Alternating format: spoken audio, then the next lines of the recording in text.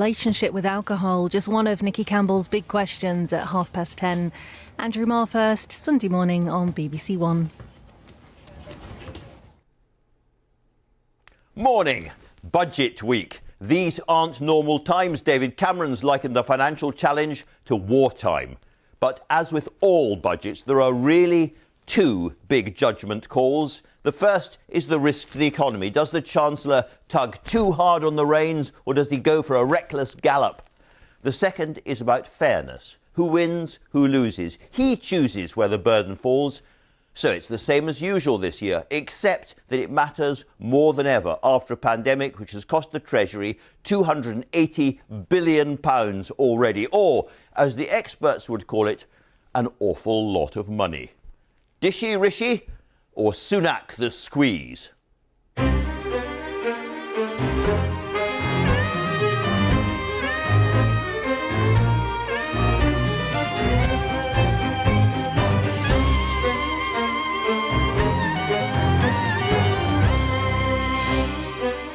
Well, today we'll begin to find out as the Chancellor, Rishi Sunak, joins me live in the studio.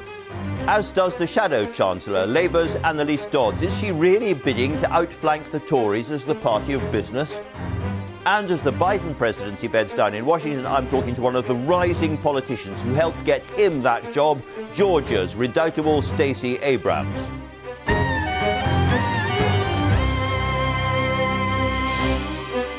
After an extraordinary week of drama in the Scottish Parliament, the news will be reviewed this morning by Nick Eardley of the BBC, who's been covering the Alex Salmond, Nicola Sturgeon Stussy, and by Stephanie Flanders, the former BBC economics editor, now with Bloomberg. It ought to be a revelatory hour ahead. Let's get cracking, starting with the news headlines read this morning by Roger Johnson. Andrew, thank you. Good morning. Pubs, shops and other businesses in England will be boosted by a £5 billion government grant to help them reopen safely as lockdown restrictions are eased. The measure will be outlined by the Chancellor in his budget on Wednesday. Our business correspondent Katie Prescott has this report. The first signs of spring, and with them hope of new beginnings for businesses as lockdown eases. But it's not been an easy ride.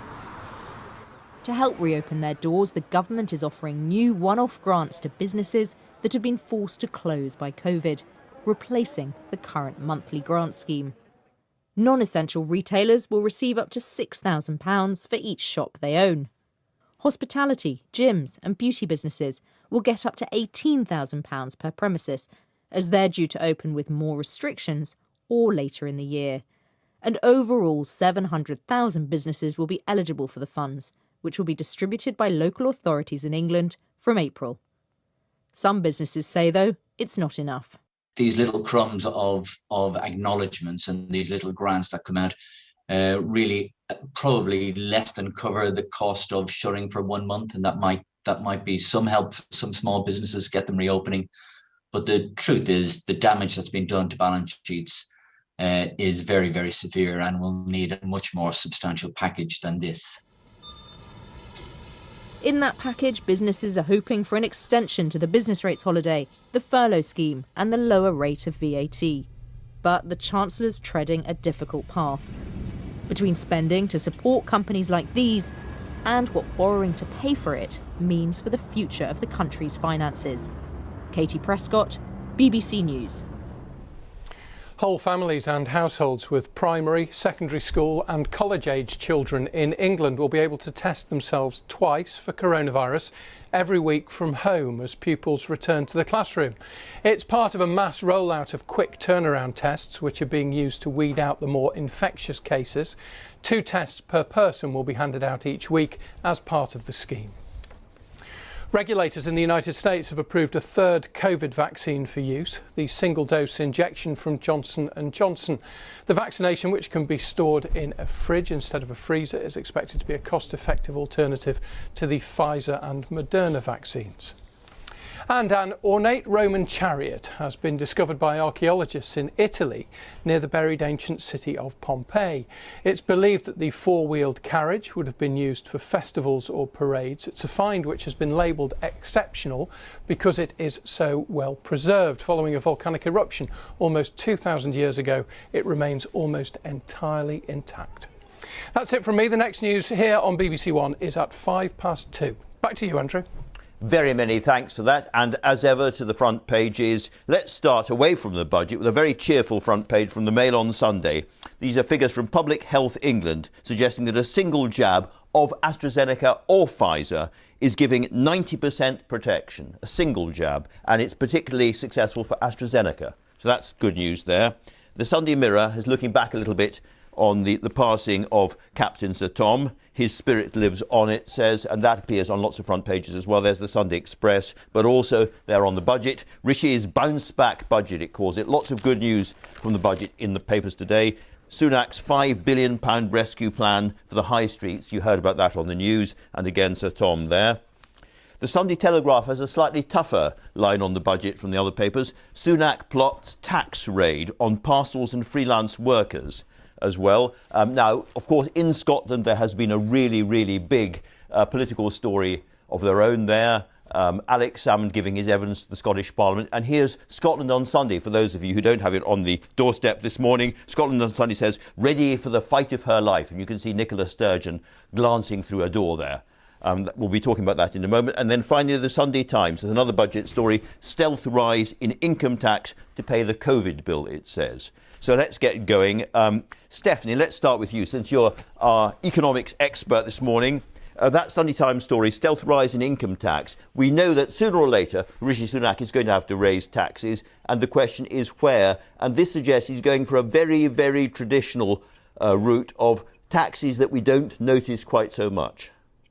Yeah, and they're not necessarily stealthy because we are used to them happening, but it's harder to see them, especially when it's tax rises on money that we don't have yet. It's money that we're going to see through potentially pay rises over the next few years. So they are quite a clever way over the years for chancellors to raise serious money over time. You know, right now these are tax thresholds, the point at which you start to pay higher rates, being frozen. Yes, it's a nice. The American word for it is bracket creep, which I quite like. But it's as your income goes up, you're paying more tax overall because the allowance has not gone up.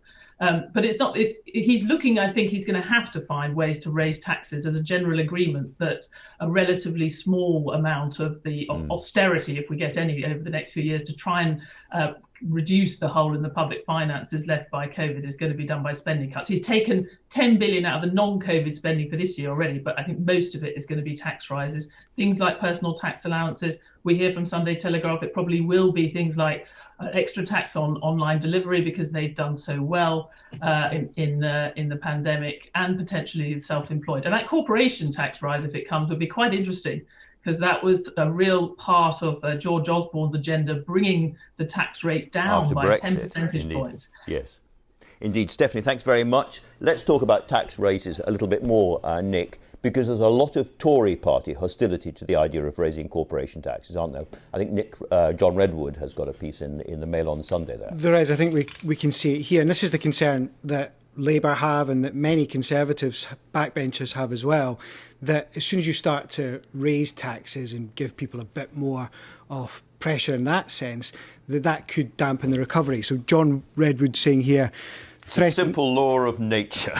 Yeah, threatening individuals and companies with tax rises would damage confidence just when we need it to recover. But I do think we're going to start to see the Chancellor spelling out how he wants to raise taxes, not necessarily in the immediate term, some of it might be, but also in the medium term as well, because he is absolutely adamant that he needs to sell to voters that he can keep the public finances in the right place. And of course, this is a dilemma for the Conservatives now, because post-Brexit, a lot of people assumed that this was going to become an ever more business-friendly country with lower and lower and lower rates of business taxes, particularly corporation tax. And now the COVID spending has put all of that into question. Absolutely. Corporation tax in the UK is the lowest in the G7 by some distance at the moment. I think that will start to change over the next few years. It has to. The Americans are raising theirs at the moment, I notice, as well. So it's not just us. Stephanie, you were mentioning that there's changes to the economy, and there's an interesting piece in The Observer about home working revolutions and what that means for the shape of the economy, I suppose, particularly city centres. Yes, it has in the business section. It has what the home working revolution means for our cities, and a poll suggesting that certainly more than half of office workers would want to work 50-50 at home and at work after the pandemic's over. And I think this feeds into what are the long-term changes that are going to happen in our economy as a result of this, and how is this government, as well as trying to balance the books and support the economy right now, Rishi Sunak also has to show how you can square all that with the levelling up agenda that Boris Johnson's so keen on. And the main thing that towns and cities have tried to do to regenerate and create jobs over the last 20 years has all been about the city centre. If that is going to change, then that whole levelling up plan has to change as well. And to be clear, that's because office workers are no longer walking past getting their coffees and their sandwiches and their lunches and perhaps doing a little bit of retail therapy en route. If that goes, then the city centres have to rethink entirely. Yes, although cities, people have lost money betting against cities over the last 20 years. Cities have tended, yes. We've tended to want to be in cities or go to cities for entertainment and other things. So it could be that that's not going to be the big change. But if we do see that, it will do a lot of change. It will change the way we think about development across the country, make broadband investment that much more important, of course. No.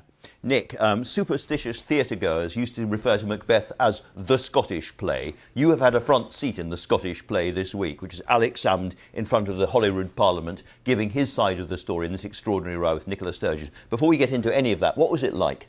It was incredible to see the man who was First Minister of Scotland with Nicola Sturgeon by his side for 7 years, raising these huge questions about the way that she is governing the country. There was that extraordinary moment at the start when he said that Scotland's leadership had failed and it needed robust institutions to become independent. Now, he didn't say it explicitly, but he's essentially hinting that under Nicola Sturgeon, Scotland isn't ready to be independent. It's an extraordinary thing, given that he spent his entire life campaigning for independence. Of course, Nicola Sturgeon herself is up next week.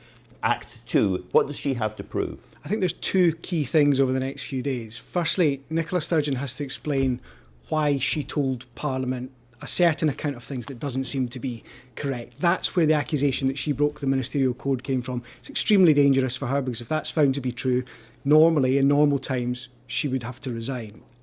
Not many people are confidently predicting that Nicola Sturgeon would resign, but that's the most dangerous part for her. Is it possible to say at this stage what this means for the SNP ahead of these really, really important Holyrood election campaigns coming up quite soon? The polls are still very good for the SNP, and there doesn't seem to be a huge amount of cut through before Friday, before Mr Salmond turned up. There is a really interesting poll, though, in the Sunday Mail in Scotland this morning, which suggests for the first time in some time that independence is 50-50. There was a 22 run of polls that suggested independence was on the front foot, was ahead of the Union, and there's just a slight suggestion that maybe this is having an impact. Early days, we'll have to watch very, very carefully on that. Thanks very much. Coming back to other events, let's talk about the Mail on Sunday front page. A 90% protection there, it says, against COVID. And the interesting thing there is the AstraZeneca vaccine, which has been slightly under the shadow of the Pfizer vaccine, comes out very, very strongly. Yeah, it does. And, the UK government bet quite heavily on the AstraZeneca vaccine. We've got millions and millions of doses. It is potentially the way out of this for the UK. And we should get some of this official data in the next few days confirming what the Mail on Sunday says. But I think the view in government is certainly that these results are extremely encouraging and are a really good sign for the country. Really good. Stephanie, of course, one of the big issues here is vaccine hesitancy. Almost all the papers have something about it. Something in the Sunday Times, I think, you've chosen. And this is a really, really big issue as people go forward. There are quite a lot of people just simply refusing to have a vaccine, including NHS workers. Well, I think, and that's the really striking aspect in the Sunday Times, is more than 200,000 NHS and care staff have not had jabs. Now, not all of that is from people refusing it.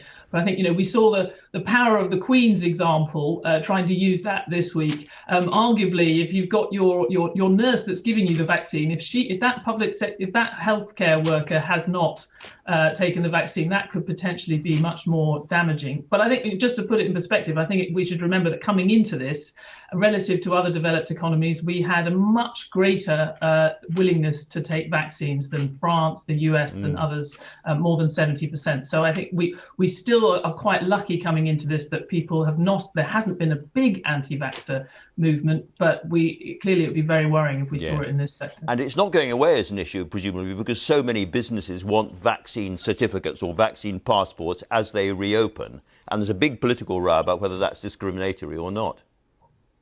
And if you have a rising number of people or a still sort of fixed amount of people who just won't take it, then that complicates the politics of that for Boris Johnson. So it's going to be a really thorny debate for everybody. Very interesting. Stephanie Flanders from Bloomberg Economics and Nick Eardley from the BBC. Thanks both very much indeed. And so to the weather. Coming a little faster than promised, like the vaccine rollout. Reaching every part of the country, like the vaccine rollout. And just as welcome, it isn't the vaccine rollout, it's spring. Over to Ben Rich in the weather studio. Ben. Hi there, Andrew. Thank you. Very good morning to you. Yes, it does feel that way, doesn't it? Today, meteorologically speaking, is the final day of winter, the final day of February. Spring for meteorologists starts tomorrow. For most, it's a fine-looking day, although there is a bit of fog that's developed in one or two places. You can see some of that across eastern parts of England on our earlier satellite picture. Some areas of cloud across parts of Northern Ireland and Western Scotland. The cloud in Western Scotland may just squeeze out the odd spot of rain. But for most places, the mist and murk will clear. We'll see long spells of sunshine today. Still staying quite cloudy, I think, for some eastern and southern coasts of England. A little bit breezy for the south coast as well. But for most places, yes, it does feel quite spring-like out there. Top temperatures this afternoon getting up to around 12 or 13 degrees. A little bit cooler if cloud, mist and murk lingers where you are. Now, as we head through this evening and tonight, a reminder that it is still quite early in the year. It's going to get cold under clear skies. We'll see some fog patches developing as well. More generally cloudy, misty, murky weather across the southern half of Wales and the southern half of England. That'll hold the temperatures up. But where we see clear skies, we will get down to freezing or below. It's a fine week ahead for the most part. Lots of dry weather, some spells of sunshine, but if anything, it's actually going to turn a little bit cooler as we head through the start of March. Andrew.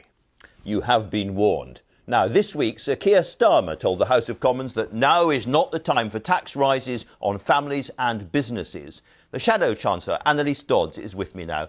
Annalise Dodds, if not now, when?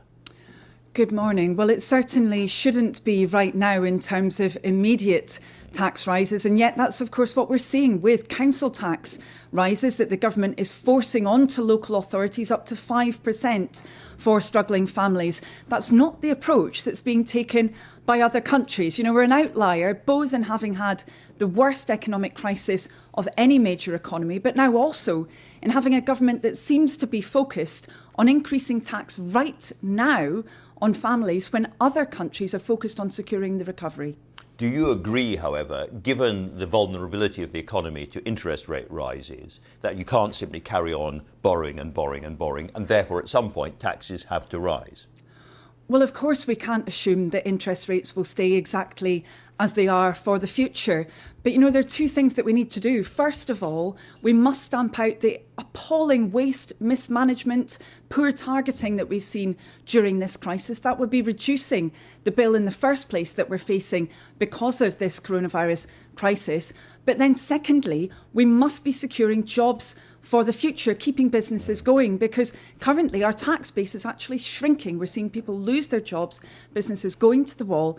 The Chancellor should be focused on keeping them going. Otherwise, he'll have less to tax in the first place. But that brings me back to my first question, which is at some point, the tough political decision has to be taken that now is the time to tax, particularly businesses which have done quite well during the pandemic, higher. And that has to happen at some point. Well, my question to you as Shadow Chancellor is when? Well, Andrew, we've needed to have changes to the tax system for a very long time. You know, you look at corporation tax, over the last 10 years, Conservative-led governments have pulled us further and further away from the mainstream on corporation tax, and that hasn't increased investment. So there does need to be change. But the big question is, Why are the Conservatives focused on this right now? The Chancellor have to pay the himself. money back. Well, no, sadly, that hasn't come from the Chancellor's mouth, though, when he's been talking apparently to his own MPs. In fact, to them, he said he wanted to push these tax changes through now so they would have been out of the way before the next general election so that he can cut taxes at that point. That's not being focused on our recovery. That's being focused on his own party's prospects at the next general election.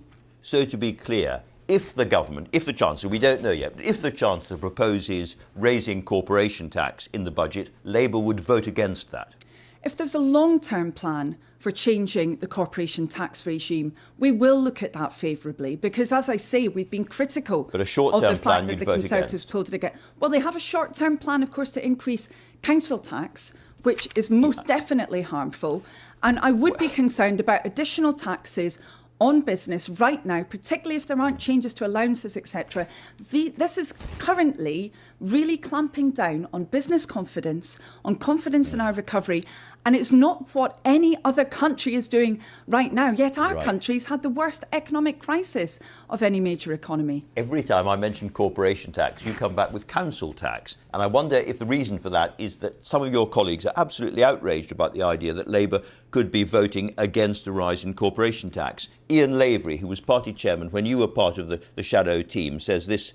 He says, if the rumours are correct and we end up with the grotesque sight of Labour whipped into voting alongside right-wing Tory rebels to defeat a meagre corporation tax rise that would only affect those who've done well out of the pandemic, I fear for the future. What do you say to him?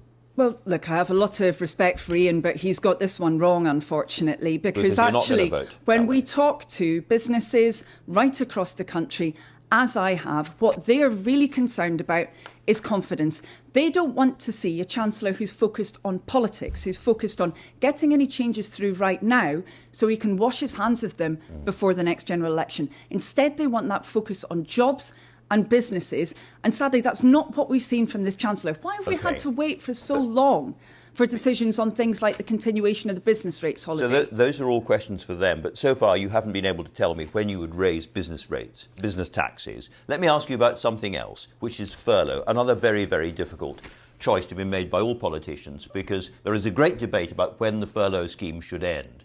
We're expecting the restrictions to end in June. Some people say the furlough scheme should end then or in the summer. The TUC says at the end of the year. What's your view? So we've said the furlough scheme, first of all, can't continue as it is. It must be reformed. It must include training. It hasn't, and we've continually called for that. And abuses within it must be stamped out. But then the government has got to use this scheme, as well as a holiday in business rates, to build confidence. That means being very clear, and the Chancellor should be clear, that for as long as there are health-based restrictions, and for as long as there's a heavy impact on demand because of those restrictions, there will still be availability of wage support. He needs to do that. It's what's been done in other countries. In terms of timing, what does that mean? A heavy impact on demand. What does that mean the furlough scheme for the rest of this year, a year going ahead? What does it mean? Well, it means that it needs to be linked to the impact. You know, we've had the Prime Minister saying data, not dates, and yet, unfortunately, his government has been driven by arbitrary dates rather than being driven by the needs of either the public health crisis or the economy. The focus must be on securing that economy for the future. OK, let me try one other area then, which is universal credit. Again, you know, there's the £20 uplift, and we know it's expensive, £6 billion a year and all the rest of it. It reaches a lot of families. And again, there is a debate about how long it should go on for. Some people are saying it should carry on for 6 months, some people a year, some people say it should go on forever. Again, what is your view? Well, in the near term, what we've got to do is be clear to families that in the middle of a pandemic, they should not be seeing £20 less a week coming in when they're struggling. So the Chancellor's got to be clear on that. He should have been clear on it many weeks ago, but at the very least, he should be clear during the budget that during the pandemic, we will see that £20 uplift maintained. But in the longer term, what we really need to see is reform, radical reform, indeed scrapping that universal credit system, because it simply has not worked for families. You look at the self-employed, for example, we'll come on to and those what in a they've second, struggled Vivian. with. I mean, you want your own scheme, that's clear, but you're not in government. The election's years away. People need support and need to know what's going to happen right now. That £20 uplift is incredibly important for some of the most struggling families to balance their budgets right now. What is the case against Labour saying keep the £20 uplift for good? Well, look, we've set out a range of different measures that we want to see in relation to universal credit. We also want to see, for example, the initial loan turned into a grant. We want to see a scrapping but this is a simple, of the cap. straightforward. And we want to make sure that families have the support that they need for the future. That's why we said during this pandemic, we said it many, many months ago, and the government is trailing in the wake of this, that we needed to see that uplift maintained during the pandemic. But I'm not going to abandon our commitment to reform universal credit because I'm it's not needed. expecting you to. I am just slightly, in fact, quite a lot perplexed at the moment, because it seems to me that supporting an in perpetuity £20 extra on universal credit is exactly the kind of thing that a Labour Party coming out of a pandemic could say yes to, and you can't. Why not? But Andrew, we've been clear that we don't want to stick with this system for the reasons that I've just set out. It's been shown to manifestly not support people in the way that they need. It's missed out huge numbers of people who've needed support. People have got to wait for 5 it's what there is weeks now. It is what there before is they now. get that help. And that's why we've said to government some time ago, be clear about that £20 uplift while we're in the middle of this pandemic. Actually get rid of that 5-week wait as well. I understand this is a very difficult time to be in opposition because you've got a Conservative Party which is spending and perhaps in due course taxing higher than before, and it's a pandemic and a national crisis and all of that. But a very simple question for you and for the leadership. Are you simply too timid? No, I don't think we are. Quite the opposite. And if you look back to, for example, a few months ago when Labour called for a circuit break, many people at that point said, no, this isn't the right thing to be calling for. But actually that kind of bold action, unfortunately, could have put us in a much better position, would have meant we didn't need to have that very, very long, very intense lockdown to the same extent that we saw following it. So I would definitely reject that characterisation. All right, Annalise Dodds, thanks very much indeed for coming in to talk to us. Now then, one of President Biden's most notable wins in November's election was in the state of Georgia. Against the odds, Georgia went blue, not red. The prominent Democrat Stacey Abrams has been credited with that unexpected victory because of her vast success as a champion of voting rights for minorities. The backbone of democratic values are African-American women who work their butts off to get people out who often don't get the credit. And Stacey Abrams in Georgia brought the Trump presidency down. If that happens, in other words, if you're still waiting for Pennsylvania and you get Arizona and Georgia, Stacey Abrams and Lucha wind up having the biggest impact at the end of the thing. Unbelievable. Abrams has also been lionised for the major difference she made in Georgia's 2021 US Senate election, which gave the Democrats crucial control over the Senate. I spoke to Stacey Abrams earlier, but first, here's a clip from a new documentary she has co-produced. It charts the sinister history of voter suppression of African Americans from Civil War times to the present day. Ladies and gentlemen, Stacey Abrams! We talked to people. We met them at their doors, we met them at their churches, their mosques, their temples, their shrines, their synagogues. I went to Dragon Con and one music fest. I also talked about real issues. I talked about my brother and his fight with drug addiction and incarceration. From its inception, the United States has had the ideal of inclusion, but we have struggled mightily to meet it. That African Americans were considered inhuman, women were silenced, that Native Americans weren't even included in the conversation. The stain of voter suppression began with the inception of this nation, and it hasn't abated. This documentary argues that if voter suppression hadn't happened, you would have become governor of Georgia in 2018, and you worked very hard against voter suppression ever since. But let me ask you, was the situation really any better last year? We were able in 2020 to mitigate many of the most prominent acts of voter suppression. But what's so important about All In the Fight for Democracy is that by understanding the origin story of voter suppression, we are now able to better identify it when it occurs. Even though we were able to ensure that during a pandemic, millions of Americans could vote by mail, we know that there were still 4 states that denied that right to most of their citizenry.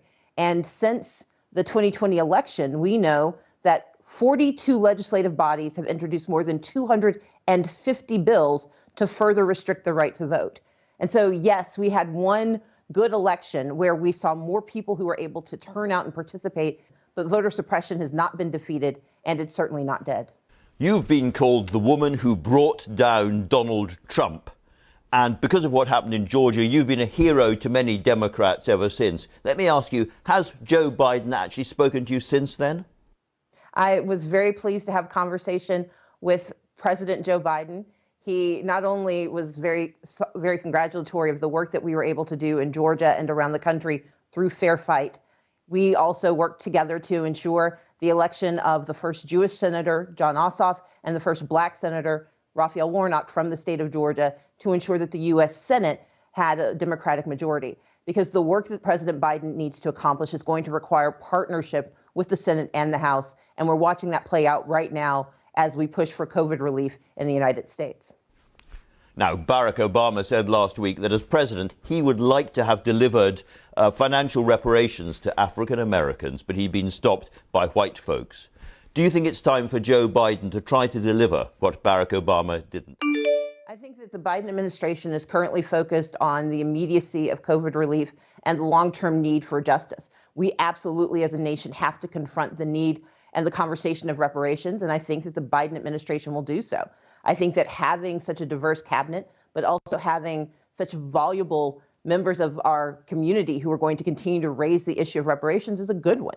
As a nation, we cannot move forward if we refuse to grapple not only with the acts of the past, but the consequences that continue to invade every decision that's being made, whether it's about Black wealth, Black health, or the future of our country. Through full participation, the conversation of reparations is an important one, and I share President Obama's belief that this is something we can do at the same time as we develop the rest of our national priorities.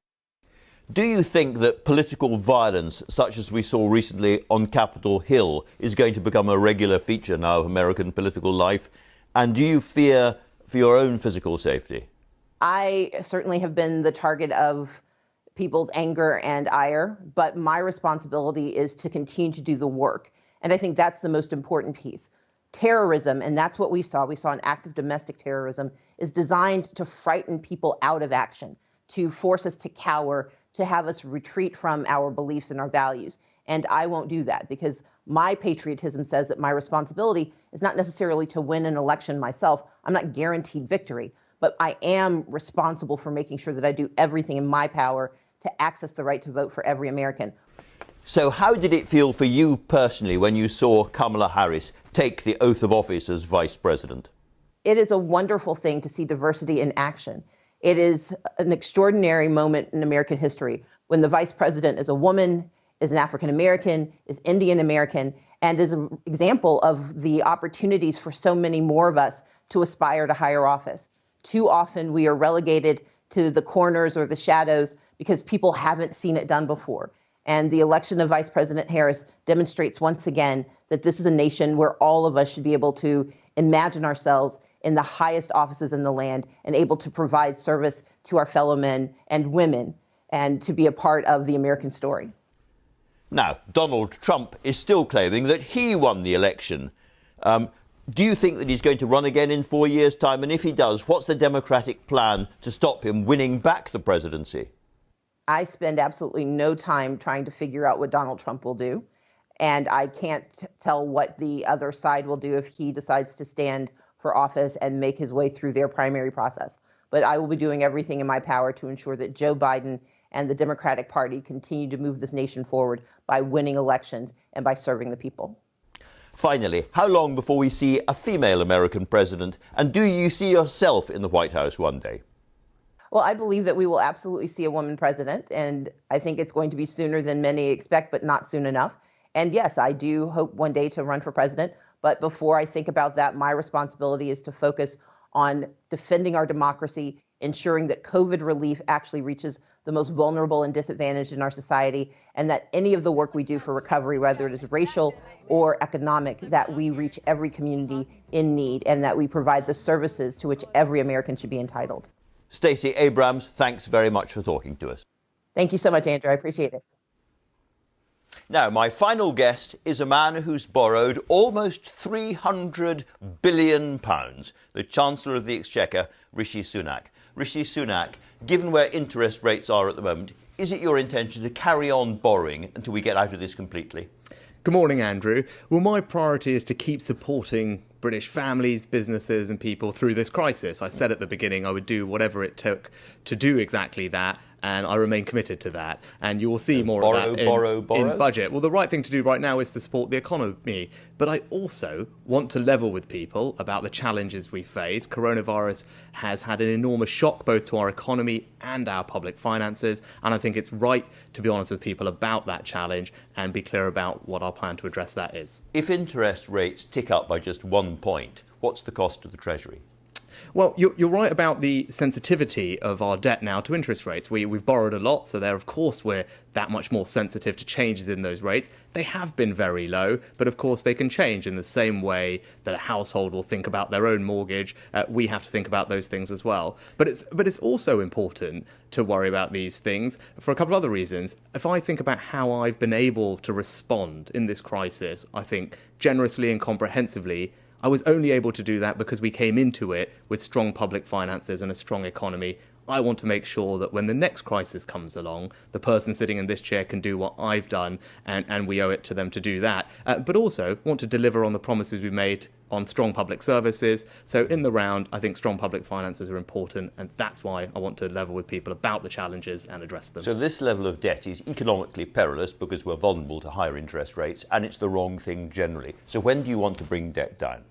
Well, perilous is a strong word, but I think the right thing to do right now is to keep supporting the economy, and you will see that in budget next week. And we said at the beginning of this, I said I wanted to do that, and we remain committed to it. We went big, we went early, and there's more to come, and people should feel reassured by that. And for example, today we're announcing £5 billion of grants of up to £18,000 for hospitality businesses like restaurants to help them reopen and restart. We're providing incentives of £3,000 for businesses to take on new apprentices. Yes. Those are the right types of things to be doing right now. But of course, over time, we want to make sure we have strong public finances, and that's what I want to be clear and level with people. Well, you may have heard in the news people from the hospitality industry saying this is rather meagre. In fact, it sounds like a bit. It's very hard to get our heads around what £1 billion or £5 billion really is. But for big businesses who've had a really big hit to their balance sheets, this is simply not enough, and you're going to have to do more.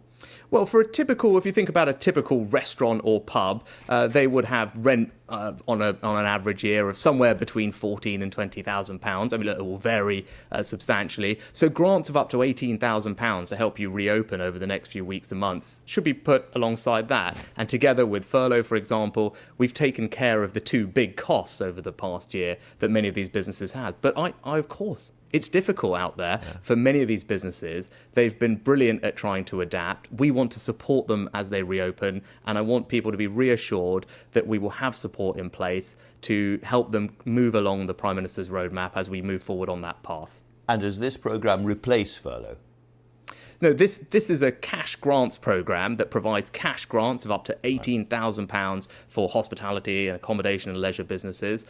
We've had grants in place throughout this crisis, but we wanted to be generous now as we exit the restrictions, help these businesses reopen and protect the 2 million jobs that are in these industries, which are really important to me. Right. Staying with the really big picture, we've talked about debt and the huge amount of debt in the economy. At some point, that has to be paid back, or you have to start paying it back. And you can't tell me at the moment when that point would come. Can I ask you what you're going to do about the level of debt? What is your ambition? Where do you want debt to end up at the end of this Parliament, for instance? Well, I think given the scale of the shock that we've experienced, this isn't a problem that we're going to be able to fix overnight. It's going, of course, to take time. But I think the key thing is right now to keep supporting the economy as we have been, provide that reassurance to families, make sure that support is in place as we move through the roadmap, but also level with people about the challenges we face over time. And for the reasons that we talked about, whether it's building resilience for the next crisis, protecting ourselves against the possibility that interest rates might change, or indeed delivering strong public services, for all those reasons, we just make sure that we have a fair plan to address that. And at some point, that's going to require some tough decisions about tax.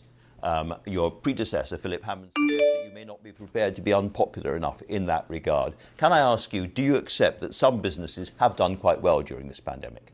I mean, we've seen different fortunes for all different types of business. In general, it's been a very difficult time for very many businesses. That over 650,000 businesses, for example, will benefit from the cash grants that we're putting out today. Those are businesses that have been asked to close at various times. They will open with restrictions. They employ, as I said, over 2 million people. And I want to try and protect as many of those jobs as possible. And those businesses and those jobs need our support. But you accept that some have done well. I'm thinking about the online businesses and some of the supermarkets and so forth. Should they be paying back a bit more now?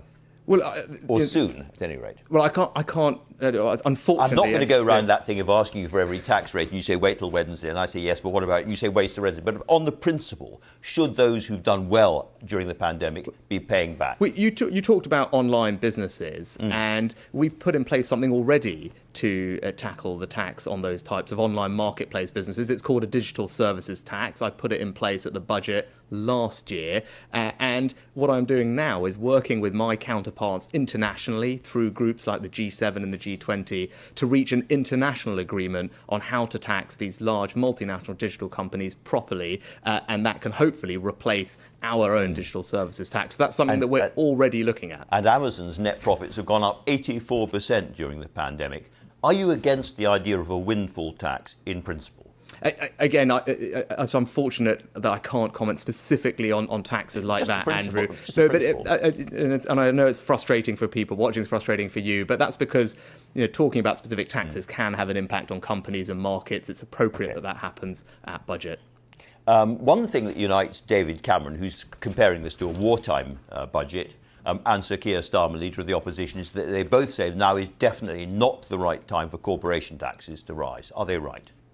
Well, now is the time to keep supporting the economy, and that sounds like you agree with that. That's what I have been doing, and that's what we will continue doing, as you're seeing from today's announcement, in particular, because we've got a roadmap. We will work our way through that roadmap along that path. Support will be in place for businesses and families through that path, but it's right to level with people about the challenges we face in our public finances and our plan to address those. And you talk about Keir Starmer, it's not obvious to me that the Labour Party themselves even know what their position is on all of these things. And what I want to do is, rather than ignore the problem, as some people might want to do, or worse, pretend there's no problem at all, I think that's wrong, and I want to level with people and address the problem. But if you're going to level with people and be straight with people, that must mean at some point tax rises go up. And I'm trying to find out whether that includes corporation tax. And Andrew, again, I appreciate you would like to be able to talk about this now, and I just can't, and I'm sorry about that, but it's right that we talk about these things in the round at budget. Did you tell Tory MPs that you're going to raise taxes now so that you could cut them before the election? No, I don't recognise that, and I think anyone, given the shock that we've had over the last year and the economic uncertainty we face, it would be brave for people to know exactly what was going to happen in 3 years. What I'm focused on right now is preparing a budget that provides support for people and businesses and families through the remaining stages of this crisis, is honest and levels with people about the challenges in our public finances, and also talks about the future economy that we're trying to build. OK, can we get one thing at least straight? In what's to come, without going into any details or any particular taxes or anything else, you can promise me today that you will stick by your election manifesto promises. Well, again, you're asking me specific questions about tax. I'm just asking you, are you going to stick with the election? The budget's in just a few days' time, and we will talk about all of these things there. But what people... Chancellor hints he's going to break election manifesto promises. Well, no, you talk about promises. We remain committed to delivering those promises, particularly on public services, 50,000 more nurses, 20,000 more police officers, 40 new hospitals, and investing in infrastructure across the country. That people elected us to do those things, and they also elected us because they trust us with their money. They trust us to be honest with them. They trust us to deliver for them. I take that responsibility very seriously, and that's what we will deliver. They elected you, you say, because they want to trust you and that you're going to deliver on your promises, but you can't say to me you're going to deliver on your tax promises. Again, because it's specific questions about tax, Andrew, it is tricky. It's general. But on Wednesday we'll have a budget, and of course everything will be there. But look, Sorry, well, in that case, let's turn to the people who've been badly affected, in particular by this pandemic. And if you look at the ONS figure, it's very, very clear that it's people under 25 who've had the hardest hit in employment terms. Is it right to do something special for them? Well, you're absolutely right. They have been the hardest hit. And I think we spoke about this on one of your previous shows. And that's been uppermost in my mind from the beginning of this crisis, which is why way back last July, we set out our plan for jobs. And a key part of that plan for jobs was something we created called the Kickstart Scheme. And what that does is fully fund from the government high quality jobs for people up to that age, exactly the ones that are most at risk of being furloughed, working in the affected sectors. And it was important to me that we did that. We did it early. It's going to help 250,000 young people. And we've already found 100,000 of those young people great jobs to go to. I remain committed to doing what I can to protect people's work, get them into good work. And the Kickstart Scheme, I think, is a fantastic example of us doing exactly that. Well, one very, very simple thing that you could do is extend the £20 extra on universal credit, at least for the year ahead. Can I ask you, what's the case against doing that? Well, in case with all our support, a budget will set out the next stages. I know that that's been very important and it's helped people. It's just been one part of our plan to protect people. And actually what the evidence and the analysis shows that our interventions have protected those people on the lowest incomes the most. And that's something that I'm proud of. And if you look at what's happening next year already that we've announced, the national living wage is going up by more than inflation, which will deliver around £350 pay rise to those working on the national living wage. And we've invested £1 billion in something called local housing allowance, which will mean about 1.5 million vulnerable families will receive on average about £600 each to help them with rent payments. So we are still providing support to those who need our help. It's just that for an awful lot of families, around £6 million a month, this is what helps them cover the bills. It costs you about £6 billion, but it reaches an awful lot of people. And one of your MPs, Jake Berry, who's chair of the Northern Research Group, he says that to relinquish support now would cause long-term damage to large parts of the North and weaken our recovery.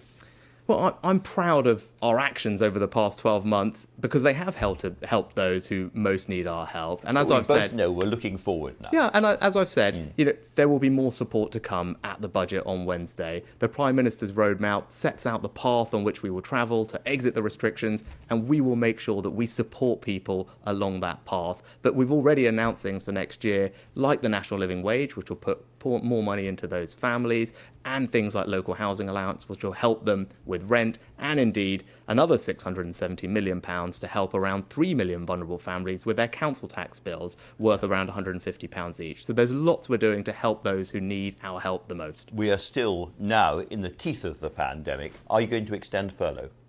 Again, we've already extended it through to the end of April to have provided people that degree of certainty. We did that a while ago, and the budget on Wednesday will set out the next stages of our response. But we are proud of what furlough has achieved over the past 12 months. Restrictions carry on till June. It's protected around 9 or 10 million jobs. It's helped 1 million companies. And it's one of the reasons that our unemployment rate now is support. And there does seem to be something slightly strange about the rules. If I am getting 50% of my income from self-employment, then I get £7,500 of support from you. If it's 49.99%, I get nothing. And that just seems very odd. Well, if you look at our support for those who are in self-employment and compare it to almost any other country around the world, it is more comprehensive and more generous. We've spent almost £20 billion protecting those who are self-employed. Now, when we designed the scheme, because we don't have perfect information about those who are self-employed, we don't know their particular circumstances, we worked with various industry bodies to try and see what's the best way we could try and target this support so the taxpayer is focused their support on those who need it the most. And actually a settled agreement amongst the people we spoke with was that our grants should go to those people who are predominantly self-employed, who make most of their income from self-employment. And actually people suggested a much higher threshold of 60% or 2/3. So actually the threshold we went with, saying that you have to make the majority of your income from self-employment, is actually more generous than what many people were telling us to do. The average self-employment income, I think it's worth bearing this in mind, of those 1.5 million people who are not majority self-employed, the average self-employment income they make, we know from the figures, is somewhere between £2,000 or £3,000. Right. And obviously, at that level, there are lots of other things that we've done that will also help those people. Well, let's just address the elephant in the room, the pandemic itself, because there is evidence from various regions in England that case numbers are starting to rise again. 1 in 5 places in England, case numbers are starting to rise again. Now, we are in a lockdown, we've got the vaccine rollout roaring ahead, and therefore there's a slight puzzle. Is it possible, just as it was back in Christmas when we were talking about the Kent situation, that there are new variants starting to spread around the country? Well, that's not what I've seen in any of the data. It's important that we keep following all the rules. We're making fantastic progress. And the Prime Minister set out a roadmap, which I think rightly, as he said, is we hopefully cautious but irreversible. Yeah. And we can take enormous confidence from the vaccine rollout. And it's yet there is this slightly strange thing in the figures. If it's not a new variant, then presumably it's because people are ignoring government instructions. Well, I think it's important that we follow the rules, and we've got a set of rules for a reason. We want to suppress the spread of this virus whilst we roll out our vaccine, which is going fantastically well. We also have very good early data that the vaccines are working, that they're effective, which can give us confidence in the roadmap that the Prime Minister set out. And with regard to variants, we always have to keep a watchful eye on all of those. And between our world-leading genomic sequencing, the surge testing, the contact tracing, and just the low level of the virus, those are all things that will help us keep an eye on that. But you've got no evidence of more variants circulating in the country at the moment? No. OK. This is a perilous moment in some respects. I use that word again, but the summer's coming, the weather is better, there are more and more people outside. Is this a possible moment when we take our foot off the brake and the country goes through the same kind of thing that we saw first time round, when we opened up quite quickly and then there was a huge second surge, and we've been living with the consequences ever since? Is this a similar kind of moment potentially? Well, the big difference between last year and now is that we are vaccinating everybody with vaccines that the data shows are highly effective. That's the enormous difference we have. We're making great progress, and it's fantastic to see what the NHS is doing with that. I would urge everyone to go and get their vaccine when it's their turn, and that's what can give us confidence that the roadmap that the Prime Minister has set out, with the dates spaced as they are to allow us to look at the data as it comes in after each step, provide a cautious but irreversible route back to freedom and our lives getting back to normal. Well, let's remind ourselves about one memorable moment during that first period.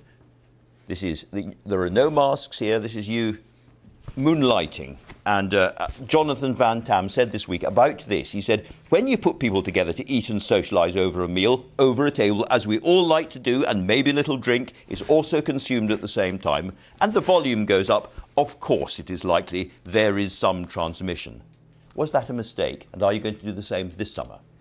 Well, the hospitality industry, if you're asking, is it a mistake to open the hospitality industry? Because of what happened to transmission? Well, the hospitality industry, well, first of all, lots of things we do cause transmission, right? And we have to balance all of these things. And those are difficult decisions that we all have to make, whether it's what's the right time to bring our children back to school, reopen businesses. And I'm talking very specifically about eat out to help out. And I'm asking you whether you now think, with hindsight, that was a mistake. No, because the decision that we made was to try and do our best to protect the over 2 million people that work in that industry. And you talked about young people before and the tragedy that this crisis has caused for their employment prospects.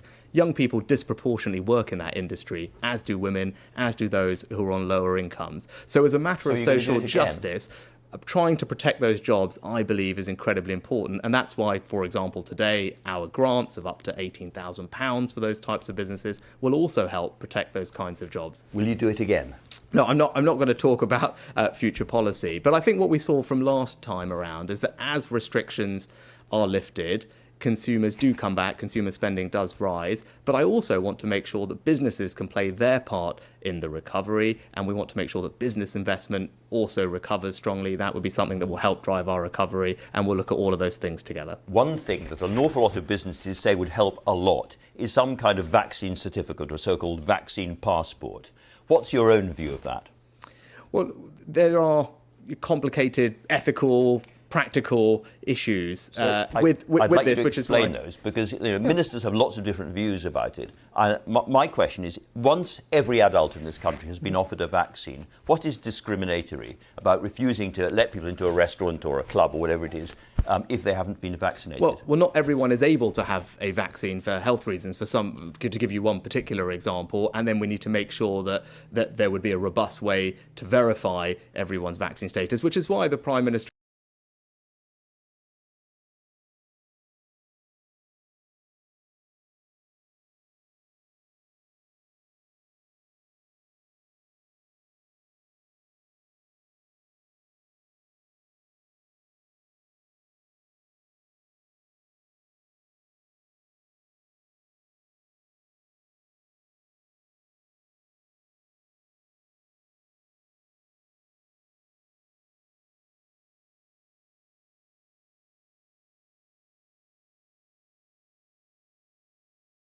will come to a view on this in a few months' time. And what is your own personal opinion about vaccine certificates? Do you think they could be helpful for the economy? Well, I think I want to go through, I don't want to preempt the findings of the work that we're going to do, bringing together both our health and scientific advisors, working with business and others. But also, that's the right way to go through this, right? This is a new thing that we're confronting. It's right that we work through the challenges, raise the issues, see what can be addressed, see what the benefit is, and do that in a sensible and pragmatic way.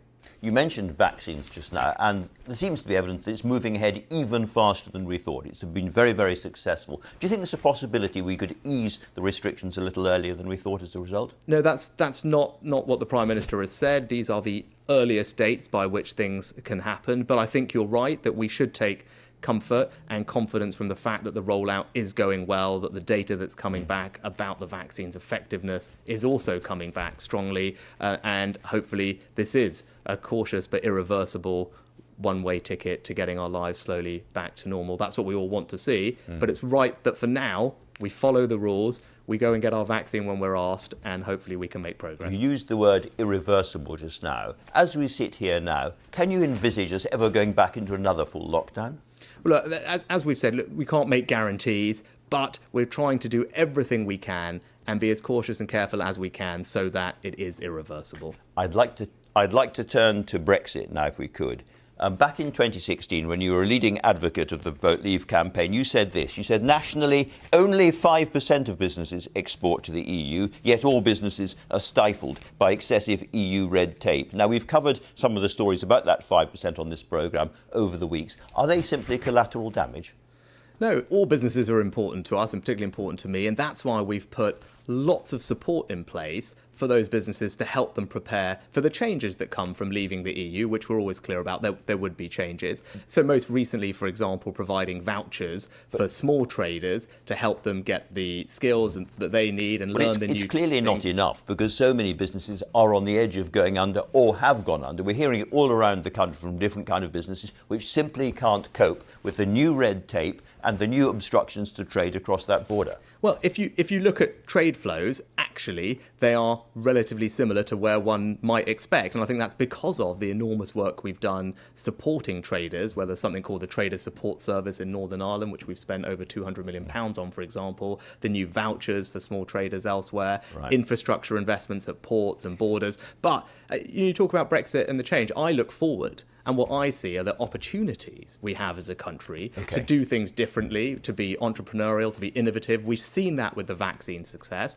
We can see it in industries like fintech, financial technology, where we've just announced a new scale-up visa. So the post-Brexit future economy that I can see is one that fills me with enormous confidence and optimism.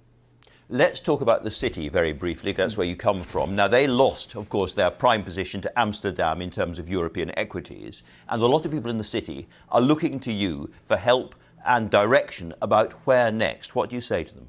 Well, first of all, it's an industry that is very important to me. It's important to the economy. It employs 1 million people. It's not just something that's based in London. And it's something that we should be enormously proud of because it's something that we're world class at. Now, but it's been cut out of lots of aspects of European life. Now, with regard to Europe, of course, we live in a competitive world. Other people are always going to try and look after their interests. What we need to focus on is making sure we're doing everything we can to support the competitiveness of that industry, which is why back in November, I set out a series of initiatives that would ensure that we remain a dynamic, competitive place to do business, whether that's in fintech, whether that's in listings for new IPOs, or green finance. Sorry, final philosophical question. The pandemic's roared for about a year. It's going to be at least a year before the recovery is properly in place. So we're talking about the autumn of next year. In the autumn of if you're sitting in the autumn of next year, do you want to see the size of the British state start to come down so it's less big than it was at the beginning of the election, at the beginning of the Parliament? Well, I mean, looking back before we look forward, Andrew, when I said a year ago, I said I would do whatever it takes to support the British people, families and businesses through this crisis. We were faced with an extraordinary situation. It required the government to do, and me, to do things that we hadn't ever done before. I believe those were the right things to do, to have acted in this way. And next week you will see us continuing to do that to support the economy through this difficult time. In the long run, do you think the state should be bigger or smaller? I think the state right now needs to do what the state needs to do, which is protect people and families and businesses as we go through this crisis. That's my focus, but also to level with people about the challenges we face and be honest and fair about our plans to address them. That's what you'll see on Wednesday. All right, we'll look forward to it, Chancellor. Thanks very much indeed for talking to us. And thanks to all of my guests. And thanks, of course, to you for watching. Until next week, goodbye.